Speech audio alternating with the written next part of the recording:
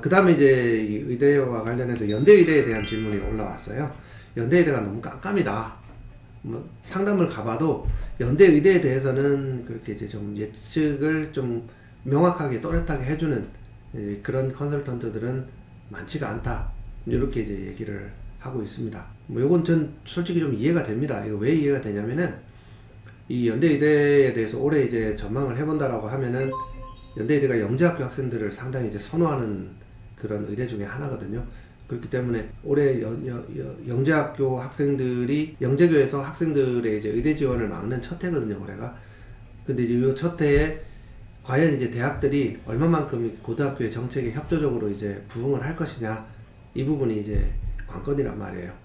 뭐 생각을 해보면 아무리 이제 뭐 고등학교에서 뭐 학교생활 기록 2 양식으로 이제 지원시켜버리겠다, 서류를 보내겠다라고 한다 하더라도 그래도 대학에서 그 학생들을 뽑으면 그만이에요. 그렇기 때문에 뭐 대학이 협조적으로 나가지 않는다라고 하면은 고등학교에서 강하게 밀어붙이고 있는 이 정책이 아무런 효과가 없거든요. 작년에 이미 그걸 경험을 했죠.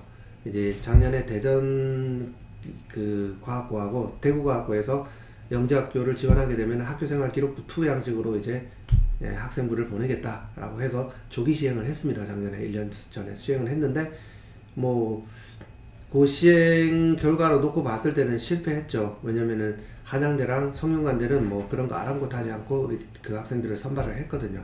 이제 올해 이제 어떻게 될 거냐라고 하는 게 관건인데, 연세대학교에서 이 학생들을 과연 이제 뽑아줄 것이냐, 그렇지 않을 것이냐, 여기에 따라서 연대 활동 수용의 입시가 굉장히 크게 달라지게 되거든요.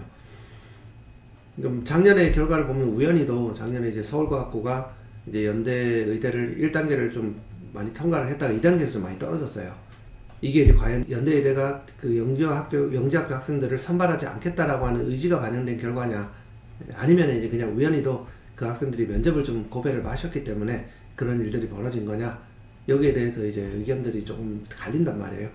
근데 제 생각에는 뭐 그거는 면접을 못 봐서 저는 떨어졌다라고 생각을 하고 있기 때문에 연대의대가 뭐 영재학교 학생들을 안 뽑고 쳐냈다라고 생각하고 있지는 않습니다. 그래서 연대는 뭐 성대랑 더불어서 대표적으로 영재학교 학생들을 이제 많이 뽑아주는 그런 의대가 될 것이다라고 생각을 해요. 아마 서울대는 분명히 이제 고등학교 입시 정책에 부응하는 형태로 이제 아마 반응을 하게 되지 않을까 생각을 하는데, 연대는 그렇지 않을 거라고 저는 봅니다. 그래서 이런 영재학교 학생들이 차지하는 포션이 있기 때문에 이 포션이 어떻게 정해지느냐, 이 부분이 어떻게 정해지느냐에 따라서 의대 입시는 올해 연세대 의대 입시는 좀 많이 달라지지 않을까라고 생각을 합니다. 근데 이런 부분들을 차치를 하고 이런 부분들을 이제 고려하자고, 예년처럼 그럼 연대가 그 영재학교 학생들을 다 선발한다라고 한다면은, 그러면은 어느 정도 선에서 이 지금 강남권에서 연대 화로를 지원할 수 있을 것인가, 혹은 일반고에서 비학군지 일반고에서 이제 연대 애들을 지원해서 화로를 지원해서 합격시킬 수 있을 것인가 라고 한번 따져봐야 된단 말이에요. 저는 이제 지원을 시킬 때 학군지이고, 그리고 내신 성적이 통상적으로는 1.2 안쪽으로 들어가 있으면, 그러니까 내신 성적이 1.1x 이렇게 되어 있는 학생이면은 연대를 썼을 때 대체로 붙는다라고 얘기를 합니다. 그리고 보통은 이제 내신 성적이 전교 1등이면서 1.3등급 정도까지 되더라도 연대의대를 지원했을 때 학군지 지역 학생들은 합격하는 케이스가 훨씬 더 많습니다.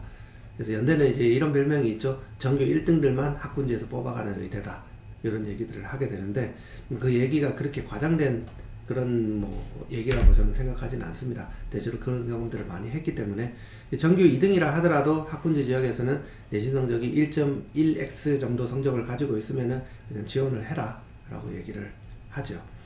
그리고 비학군지 지역 학생들은 대체로 지금까지 경험적으로 이제 연대의대 입시 결과를 분석을 해보면 내신 성적이 1.05 안쪽으로 들어가 있어야 1단계를 통과할 확률이 상당히 높습니다. 제가 이제 분석을 해보면 1.05 안쪽에 들어가 있는 학생들은 1단계를 통과할 확률이 대체적으로 학생부 내용이 잘 만들어졌다라고 했을 때, 그때 1.05 안쪽으로 들어가 있는 학생들이 합격할 확률은 한 40% 정도가 나오는데, 근데 1.05를 벗어난 학생들은 10%도 안 돼요. 그렇기 때문에 1.05 안쪽에 있는 학생들한테 연대의대를 활동 수양으로 지원하십시오 라고 얘기를 합니다.